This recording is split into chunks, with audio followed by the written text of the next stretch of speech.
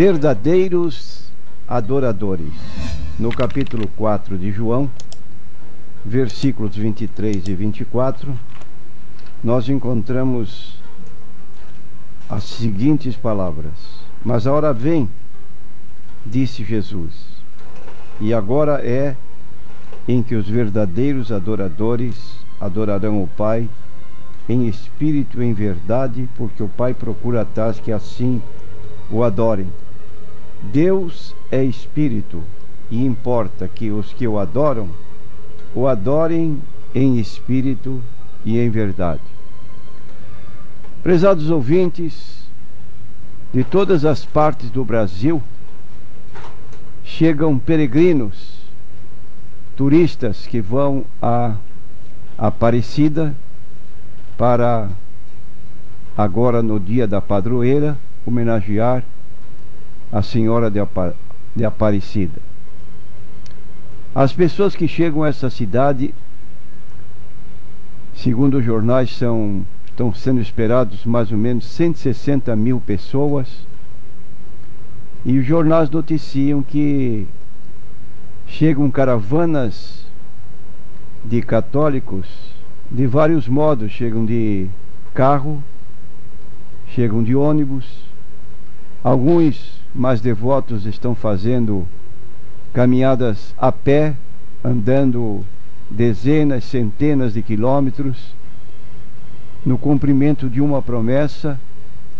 E de modo geral, o assunto hoje é o culto que se prestará agora no dia da padroeira. Diante de tanta manifestação religiosa no Brasil, como pode ser encarada esta parte do sentimento humano de prestar culto, de adoração, de servir a Deus na forma como Ele quer? Se nós dizemos que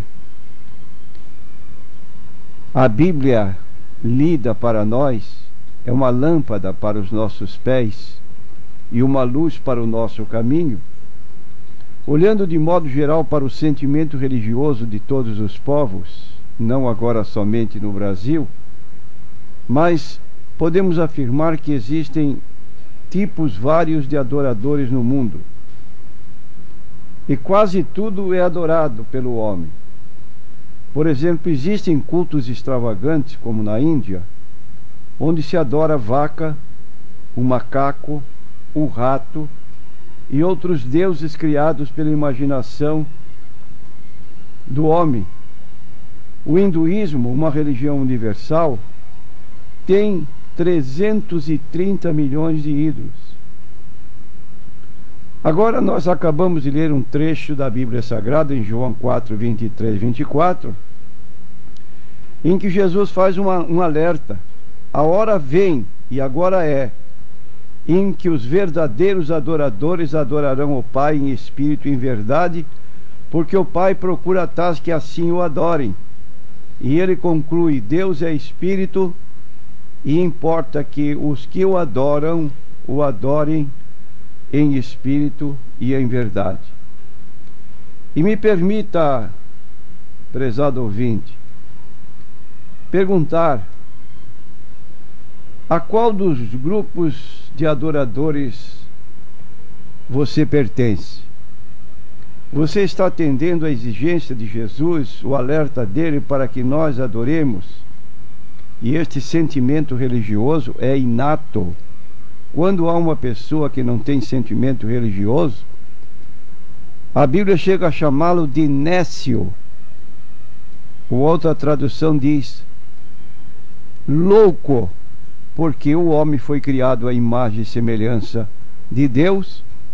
E como disse Agostinho de Hipona: ó Deus, tu nos fizestes para ti, e a nossa alma não terá descanso enquanto não se volver para ti. Essas palavras podem ser interpretadas da maneira como nós lemos alguns salmos da Bíblia Sagrada, quando o escritor bíblico extravasa seu sentimento de necessidade de Deus, e ele diz então no Salmo 42: assim como o cervo brama pelas correntes das águas, assim suspira a minha alma por ti, ó Deus. Esta palavra servo, escrita com C e não com S, distinguindo-se da palavra servo, que é o empregado, um trabalhador. Aqui fala da fêmea do veado, que por natureza ela só bebe águas correntes. E quando ela não encontra essas águas correntes que existem nas montanhas, nas selvas, ela fica ansiosa, porque não bebe de outro tipo de água. Sua natureza não permite beber de água estagnada. E o escritor bíblico, bom observador da natureza deste animal, ele fez um paralelo entre esse animal que suspirava por água com o seu sentimento de suspirar por Deus. E ele continua: minha alma tem sede de Deus, do Deus vivo. Quando entrarei e me apresentarei ante a face de Deus? As minhas lágrimas servem-me de mantimento de dia e de noite, porquanto me dizem constantemente: onde está o teu Deus? Ó meu Deus, dentro de mim a minha alma está batida, e por isso lembro-me de ti, desde a terra do Jordão e desde os Hermonitas, desde o pequeno monte. Aqui está um sentimento de alguém que anela pela presença de Deus e, podemos dizer, está dentro deste alerta que Jesus faz de os verdadeiros adoradores adorarem o Pai em espírito e em verdade. E disse Jesus que o Pai procura tais adoradores. Só isto satisfaz o coração de Deus. Só Deus é digno de adoração. E Ele deixou a sua vontade manifesta na Bíblia Sagrada, de modo que no capítulo 20 de Êxodo, nós encontramos a partir do versículo 3, uma ordem expressa: não terás outros deuses diante de mim, não farás para ti imagem de escultura, nem alguma semelhança do que há em cima nos céus, nem embaixo na terra, nem nas águas de debaixo da terra. Não te encurvarás a elas, nem as servirás, porque eu, o Senhor teu Deus, sou Deus zeloso, que visito a iniquidade dos pais nos filhos até a terceira e a quarta geração daqueles que me odeiam, e faço misericórdia a milhares que amam e que guardam os meus mandamentos. Está aí revelada a vontade de Deus para aquele que tiver um sentimento de adoração e buscar a Deus, servi-lo em espírito e em verdade. Deus proibiu ao povo de Israel adorar imagens e esculturas, como faziam os pagãos vizinhos desta nação. Toda idolatria, quando alguém faz um ídolo e se prostra diante dele, é de origem divina. Aliás, é origem diabólica. Nós encontramos o apóstolo Paulo no capítulo 10 da sua carta aos Coríntios, dizendo: portanto, meus amados, fugi da idolatria. Falo como a entendido, julgai vós mesmos o que digo. Porventura o cálice da bênção que abençoamos não é a comunhão do sangue de Cristo? O pão que partimos não é porventura a comunhão do corpo de Cristo? Porque nós, sendo muitos, somos um só pão e um só corpo, porque todos participamos do mesmo pão. Vede a Israel segundo a carne. Os que comem os sacrifícios não são porventura participantes do altar? Mas que digo que o ídolo é alguma coisa? Ou que o sacrificado ao ídolo é alguma coisa? Antes digo que as coisas que os gentios sacrificam, as sacrificam aos demônios, e não a Deus. E não quero que sejais participantes com os demônios. Não podeis beber o cálice do Senhor e o cálice dos demônios.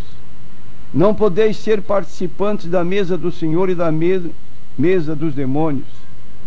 Ou irritaremos o Senhor, somos nós mais fortes do que Ele? 1 Coríntios capítulo 10, versículos 14 a 22. E ainda lemos no livro do profeta Isaías, no capítulo 44, versículos 6 a 8, sobre a inutilidade de nos prostrarmos diante de imagens. Diz o escritor no livro de Isaías 44, versículos 6 a 8: Assim diz o Senhor, Rei de Israel, seu Redentor, o Senhor dos exércitos: eu sou o primeiro e eu sou o último, e fora de mim não há Deus. A quem proclamará como eu, e anunciará isto, e o porá em ordem perante mim, desde que ordenei um povo eterno? Anuncie-lhes as coisas vindouras e as que ainda hão de vir. Está aqui Deus apontando para o seu povo como deve ser a adoração verdadeira. E repetimos, fugir da idolatria. Agora há uma adoração verdadeira que nos advém pela intercessão do Senhor Jesus Cristo. A Bíblia aponta que Jesus teve 3 épocas na sua vida. A sua pré-existência, como disse João, capítulo 1, versículo 1 a 3, no princípio era o Verbo estava com Deus, o Verbo era Deus. Sua segunda etapa, o Verbo se fez carne e habitou entre nós, e vimos a sua glória como a glória do unigênito do Pai, cheio de graça e de verdade. E por fim, diz que após a sua ressurreição dentre os mortos, ele esteve fisicamente aqui com os seus discípulos, aparecendo-lhes muitas vezes, e por fim os ajuntou, e ele se retirou aqui desta terra, ascendendo aos céus, e um dia voltará. E diz a Bíblia no livro do Apocalipse, capítulo 1, e todo olho o verá. Então, 3 tempos da vida de Jesus: na sua pré-existência, seus dias aqui na terra, e por fim a sua ascensão ao céu, que está sentado à direita do Pai, diz o texto, que está intercedendo por nós. E Jesus nos ensina a orar, a clamar, dizendo: entra no teu quarto e fecha a tua porta, e ora ao teu Pai em secreto, e teu Pai que vê secretamente te recompensará. E Ele é o mediador entre nós e Deus, de modo que, diz o apóstolo Paulo, há um só Deus e um só mediador entre Deus e os homens. E agora, para você receber de Jesus aquilo que Ele pode lhe dar através da oração que você faz, Ele ensinou em João 14, 13 e 14: tudo que pedirdes ao Pai em meu nome, eu o farei. Se pedirdes alguma coisa em meu nome, eu o farei. Então você pede ao Pai em nome de Jesus, porque Ele é constituído juiz dos vivos e dos mortos, e o apóstolo Paulo falando aos filipenses, no capítulo 6, ele aponta isto que estamos aqui declarando, que Jesus, antes de tomar a forma humana, vivia na forma de Deus, não teve por usurpação ser igual a Deus. Essa expressão, não teve por usurpação, significa que Jesus não chegou à posição de igualdade de natureza com o Pai por um ato delituoso, mas ele chegou porque era naturalmente igual, o Verbo era Deus, mas esvaziou-se a si mesmo, tomando a forma de servo, fazendo-se semelhante aos homens, e achado na forma de homem, humilhou-se a si mesmo, sendo obediente até a morte, e morte de cruz. Por isso também Deus o exaltou soberanamente, e lhe deu um nome que é sobre todo nome, um nome que é sobre todo nome, para que ao nome de Jesus se dobre todo o joelho dos que estão nos céus e na terra e debaixo da terra, e toda a língua confesse que Jesus Cristo é o Senhor, para a glória de Deus Pai. E hoje Jesus, sentado à direita do Pai, recebe a mesma adoração, conforme diz a Bíblia no livro do Apocalipse, capítulo 5, que milhares e milhões de anjos, seres celestiais, estão cultuando o Pai e o Filho lá no céu. Versículo 11 do capítulo 5 do Apocalipse: e olhei e ouvi a voz de muitos anjos ao redor do trono, e dos animais e dos anciãos, e era o número deles milhões de milhões, e milhares de milhares, que com grande voz diziam: digno é o Cordeiro que foi morto de receber o poder e riquezas, e sabedoria, e força, e honra, e glória, e ações de graças. E eu vi a toda criatura que está no céu, na terra, e debaixo da terra, e que está no mar, e a todas as coisas que neles há, dizer ao que está sentado sobre o trono, que é o Pai, e ao Cordeiro, que é Jesus Cristo, sejam dadas ações de graças e honra e glória e o poder para todo sempre. Esta é a verdadeira adoração. Esta é a adoração que o Pai procura dos seus adoradores, repetindo as palavras de Jesus: Deus é Espírito, e importa que os que o adoram o adorem em espírito e em verdade. Prezado ouvinte, a adoração em Cristo Jesus é a adoração verdadeira. Em Cristo adoramos a Deus em todo lugar, em espírito e em verdade, pois é o único que pode salvar o homem da condenação eterna. Digno é o Cordeiro de receber toda a adoração, receber poder, riquezas, sabedoria, força e honra, glória e ações de graças. Integre-se na verdadeira adoração.